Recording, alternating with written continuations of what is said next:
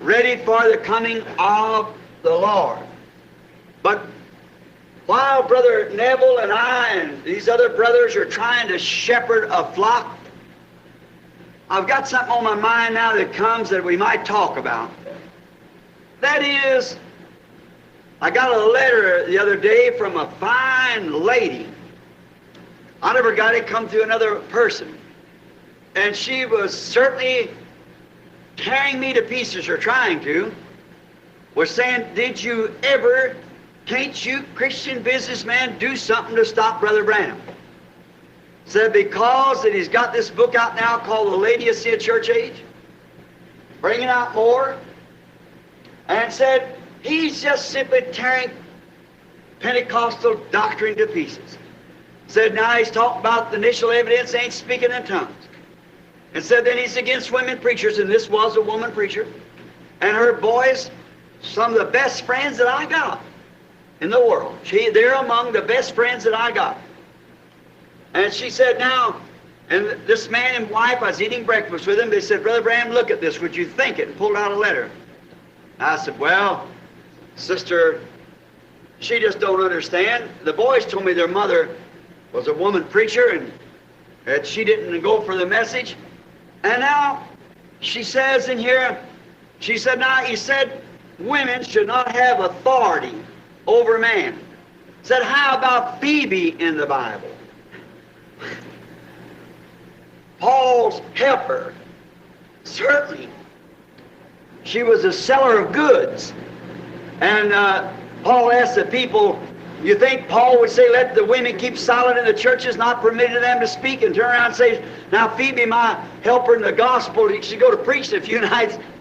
Well, he'd contradict his own word. I then said, then, to top it all, I believe it was Esther was one of the judges in the Bible. Said a woman was a judge in the Bible. If that's not authority over man, and this businessman that was healed right here in the church not long ago, he said, now, his wife said, Brother Branham, that always puzzled me. I said, well, sister, how would that puzzle you? Said, well, here is a woman judge. I said, that's politics, not the church. Amen. Now, I have nothing to do with the church. Paul said, let it be under obedience as also saith the law.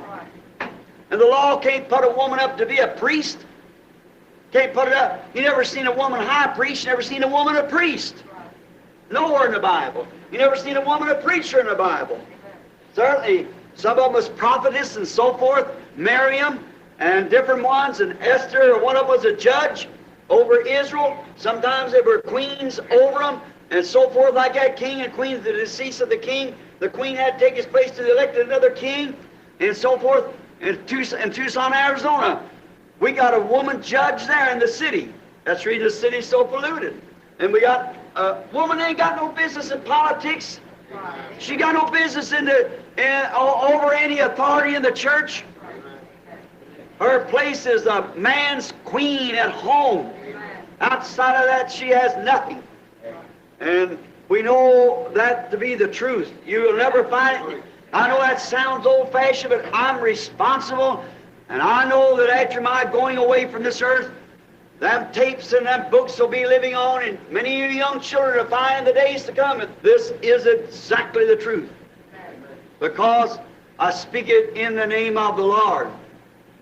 Now we wonder how a woman that's a good woman, and she is brought on this earth by her loyal husband, a good man.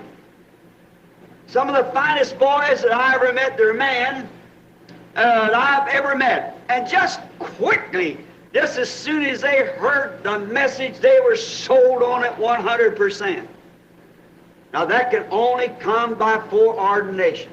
It's the only way it can come.